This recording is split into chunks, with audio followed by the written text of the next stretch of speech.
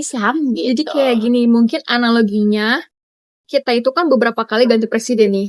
Tapi kok masih sama kayak dulu ya dari tahun 98 tuh kayaknya seolah-olah kerusakan tuh selalu terjadi, seolah-olah tuh prahara pemerintahan itu nggak pernah selesai gitu. Nah masalahnya tuh apa sih? Mungkin analoginya kayak gini, anggaplah pemerintahan itu sebuah mobil. Yes, Mobil gitu kan, mobilnya rusak nih. susah. Rusak, jadi entah belum ganti oli atau mungkin apa sih namanya, akinya aus dan sebagainya, dan mesinnya tuh rusak parah, bannya belum diganti, bannya bocor dan sebagainya gitu.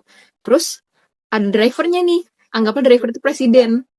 Istilahnya meskipun si driver ini itu yang dia udah berpengalaman berpuluh-puluh tahun, dia bisa mengendarai mobil, atau bahkan misalnya dia itu pemenang Liga Balap, Champions ya. pembalapan, dia tuh pinter banget nih Piawai ngendarinya, dia punya refleks yang bagus nih dalam mengendari mobil. Tapi ketika dia mengendari mobil yang rusak, ya nggak akan bisa. Bisa jalan dong. Mobilnya nggak bisa jalan, setelahnya bisa jalan pun bisa nyalahin Bahaya. orang, remnya belum bisa nabrakin orang tuh.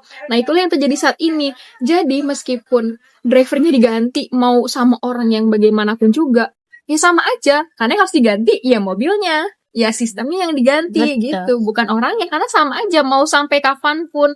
Karena sistemnya sekarang itu mungkin ini miris ya, tapi fakta dia itu mengubah orang baik jadi orang jahat. Betul. Ketika dia masuk ke dalam sistem itu. Karena emang sistemnya rusak kan. Iya, memang sistemnya rusak.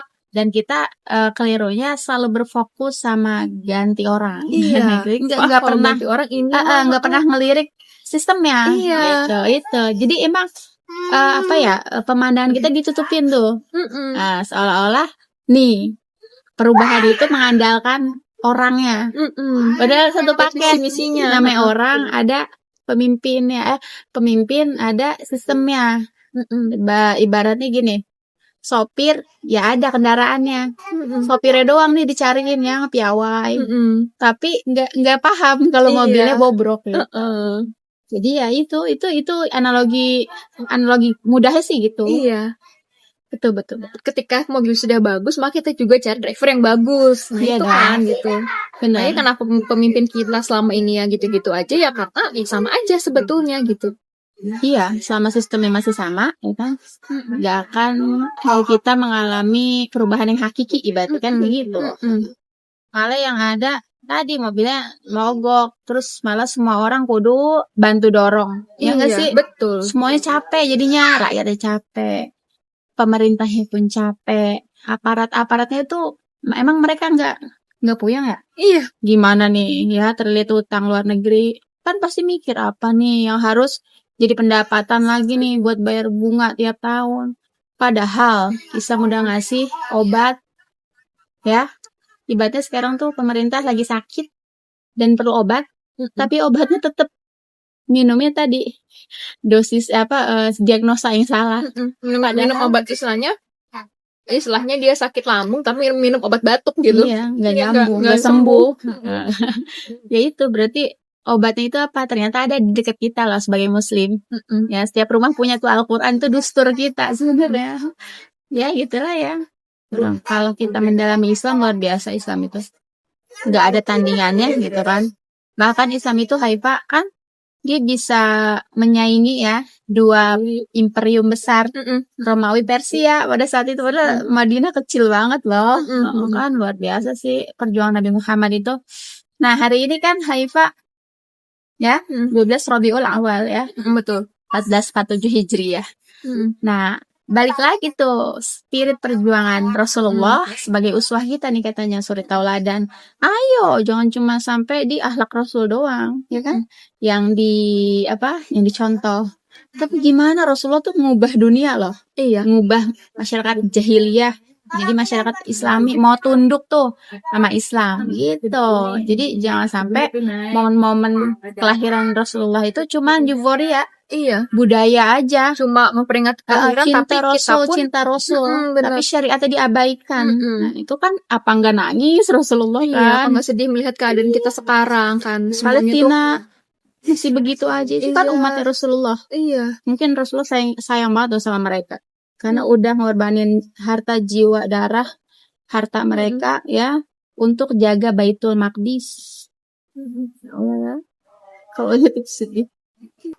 Umat Islam harus tahu bahwa umat Islam itu harus bangkit dengan Islam. Islam nggak bisa ditegakin di sistem lain, nggak bisa sampai kapanpun. Sedangkan Muslim punya paham yang bisa membuat mereka mulia, ya, bisa mengangkat mereka dari sebuah kehinaan ketertindasan. Ini cuma dengan Islam. Jangan sampai kita Muslim tapi kita nggak paham Islam. Sampai apalagi nggak paham sih masih bisa ya kita pahamkan. Apalagi kalau Muslim yang menolak ya Islam itu, ya Allah, luar biasa ya. Bukan berjuang bareng ya, malah orang yang berjuang jadi ngehambat orang yang berjuang. Jadi saran kita gimana Hifa? Ya, untuk teman-teman yang mungkin belum tahu harus belajar dari mana gitu, karena kan kita, apalagi sekarang kita tuh akses sangat mudah kan, kita bisa cari tahu semuanya hanya dengan satu benda kecil, benda pipih, yaitu smartphone gitu. Karena kan smartphone itu kan adalah ponsel pintar, tapi kalau misalnya penggunaannya nggak pintar ya buat apa? Maka kita juga harus menjadi smart people, smart person gitu. Kita juga harus bisa menggunakan smartphone kita dengan baik. Kita cari tahu apa yang harus kita cari tahu. Jadi daripada kita pakai HP kita untuk hal-hal yang tidak bermanfaat gitu, jadi kita harus pakai HP kita tuh untuk sesuatu yang bisa menambah pengetahuan kita gitu. Karena kan proses belajar itu kan ada 4 tuh. Ada yang namanya dari sisi yang tadinya awalnya nggak tahu, jadi tahu. Tahu nih, ternyata begini-begini. Nah, baru tuh nanti ada tahap kedua. Ada yang tadinya dia itu bisa mau menerapkan gitu, sama yang tadinya nggak bisa jadi bisa. Nah, yang ketiga, yang tadinya nggak mau jadi mau. Nah, itu butuh proses nih dari tahap 1, 2, 3. Nah, yang terakhir ketika dia sudah mau melakukan itu, maka dia akan mendapatkan hikmah. Oh, ternyata hikmahnya ketika aku mau melakukan ini begini gitu. Seperti itu. Makanya kita harus belajar, kita harus betul-betul cari tahu diri kita juga, cari tahu Islam itu seperti apa.